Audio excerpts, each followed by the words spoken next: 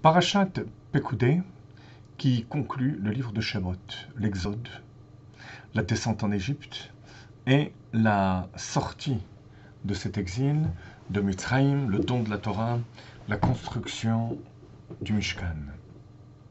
Et c'est cette notion qu'on va voir à travers le premier pasuk de la parasha. Ele Fekudei Mishkan, Mishkan Ha'edut. Voici les décomptes du Mishkan, Mishkan, on répète 2 fois, de témoignage, comme quoi Dieu réside au sein du peuple juif. Admor Hazaken, dans l'Écoute Torah, explique Pekudei Milachon, Chayav Adam Lifkod et Ishto. Il apparente ça à la mitzvah de la relation entre un mari et une femme. Avant qu'un mari parte en voyage, il a le devoir de se rappeler de sa femme. Pekudei. Donc, Pekudei à Mishkan exprime quelque chose d'extrêmement sublime, extrêmement haut. Rashi pourtant, Pekudei à Mishkan, et les Pekudei à Mishkan, Mishkan à Edut, pardon. Mishkan, Rashi nous dit 2 fois, ça se rapporte à Mashkon, un gage. Le Beth Amikdash qui a été pris en gage par 2 fois à cause de la faute de Béni Israël.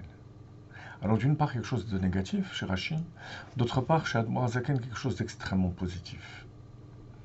La relation entre les deux, c'est le Koach de la Teshuvah, la force de la Teshuvah, qui s'exprime à travers l'inauguration, la construction et plus tard l'inauguration du Mishkan, et qui va prouver qu'Akadosh Baruch Hu a pardonné au peuple juif grâce à leur Teshuvah. Et nos maîtres disent que le but de la faute du veau d'or, c'était de montrer la puissance et la force du Koach de la Teshuvah,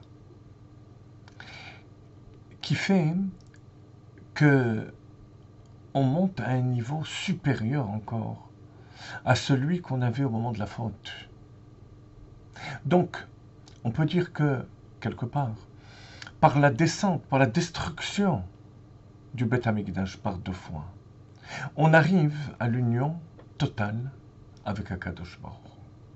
C'est par la descente qu'on arrive au niveau le plus haut. Et alors on pourrait croire que ça, c'est ce qui va se produire une fois que le Beth Amikdash va être construit. La Gemara dans Yuma Daf Nun Dalet nous dit un chidouche énorme. La Gemara nous dit que lorsque les Romains sont rentrés dans le Beth Amikdash, ils ont vu les chérubins qui étaient enlacés, alors qu'on était en pleine destruction du Beth Amikdash. A priori, nos maîtres disent que lorsque les bénis Israël accomplissent la volonté de Dieu, les chérubins sont enlacés. Lorsque ils vont à l'encontre de la volonté de Dieu, ça exprime la colère d'Akadosh Baruch Hu. Ils sont dos à dos, ces chérubins. Et là, on voit comme plein moment de la destruction du Beth Amikdash, ils s'enlacent. Alors, qu'est-ce que ça veut dire? Eh bien, ça rejoint la halakha qu'on a citée. À savoir que lorsqu'un mari part, l'imdinat hayam, il part à l'étranger, chayav lifkod et ishto, il a un devoir de chercher sa femme, de relation intime avec sa femme, ce qui veut dire que, alors qu'on est au moment de la destruction, donc de la faute, il y a déjà le ferment de la Géoula, le ferment de la délivrance. Et c'est la raison pour laquelle, dans le même pasuk, on a l'explication de Rashi qui exprime la destruction, et l'explication d'Admor Hazaken qui exprime l'union absolue avec Akadosh Baruch Hu.